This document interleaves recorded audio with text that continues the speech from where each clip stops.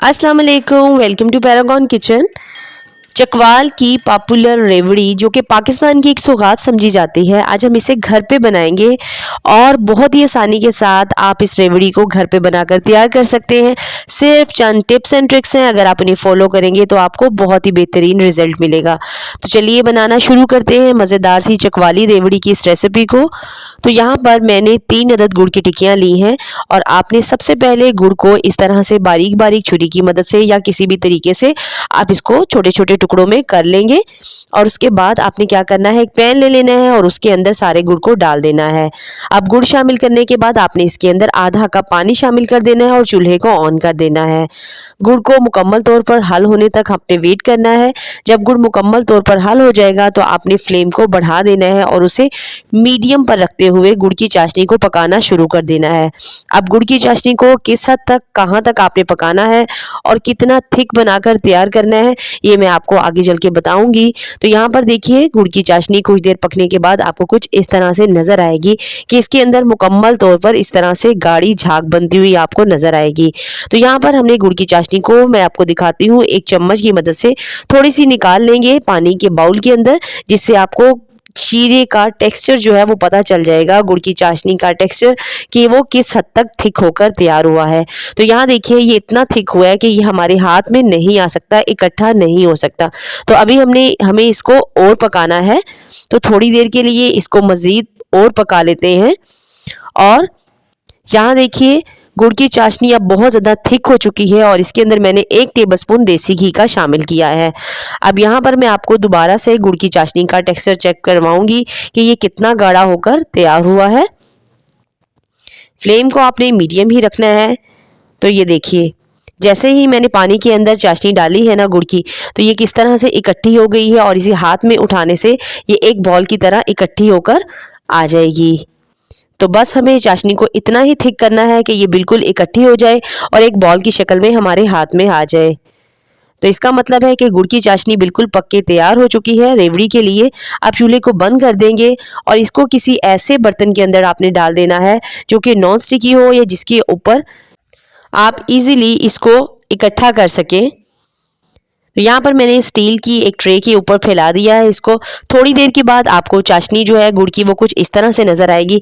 अब यहाँ पर चाहे तो हाथ की मदद से या फिर किसी स्पैचुला की मदद से आपने इसको इकट्ठा कर लेना है। तो मैंने भी स्टार्टिंग में हाथ की मदद से की, लेकिन वो चाशनी नीचे लग रही थी। तो यहाँ पर एक चम्मच की मदद से आपने इसको इस तरह से इकट्ठा कर लेना है और इस सारी चाशनी को आपने इसी तरह से इकट्ठा कर लेना है।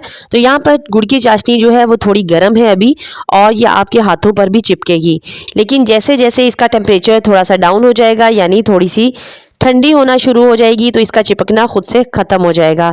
तो यहाँ पर इस तरीके से आपने सारी की सारी गुड़ की चाशनी को लेकर, ये स्टेप आपने जितने अच्छे तरीके से कर सकते हैं उतनी ही गुड़ की जो रेवड़ी है वो क्रिस्पी बनकर तैयार होगी, क्रंची बनकर तैयार होगी।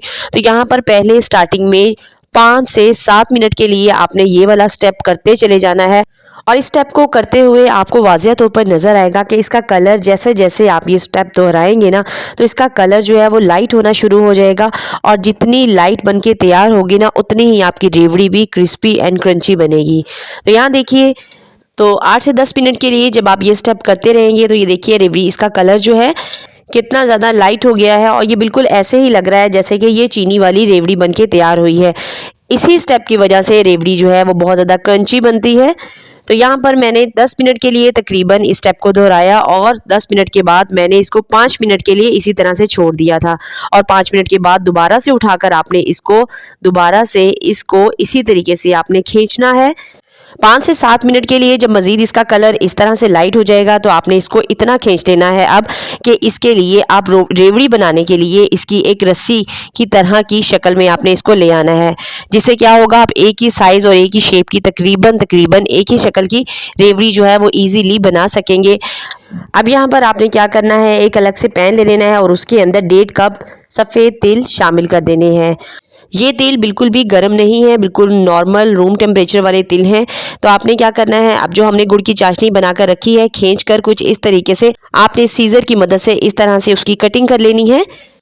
अब जो तिल मैंने पैन में शामिल कर रखे हैं ये बिल्कुल रूम टेम्परेचर तिल हैं। सारी की सारी गुड़ की चाशनी को आपने इसी तरीके से काट लेना है, एक फिंगर के गैप से रखते हुए। तो ये देखिए सारी गुड़ की चाशनी की कटिंग हो चुकी है यहाँ पर।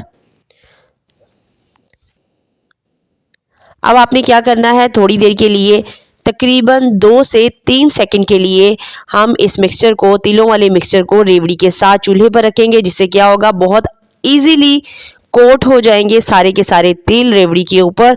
और बस 2 से 3 सेकंड के अंदर ही ये आपका काम मुकम्मल हो जाएगा और आपने चूल्हे को बंद कर देना है। तो यहाँ देखिए, और फ़ौरन ही से आपने इन गरम तिलों के अंदर से रेवड़ी को अलग कर लेना है, वरना रेवड़ी जो है थोड़ी नरम हो जाएगी और पिघलने लगेगी। तो इस तरह से कोट कर देने के बाद आपने इसको अलग से ठंडे बर्तन के अंदर निकाल के रख लेना है। तो ये देखिए कितनी ज़बरदस्त और मज़ेदार और एकदम क्रंची वाली रेवड़ी बनके तैयार हो गई है। तो आप भी इस तरीके से घर पर इजीली इस मज़ेदार और हेल्दी रेवड़ी को बनाकर तैयार कर सकते हैं। वीडियो पसंद आई है तो वीडियो को थम्स अप कर दीजिए। इंशाल्लाह ताला फिर मिलेंगे। टिल देन नेक्स्ट वीडियो, तब तक के लिए अल्लाह हाफिज़।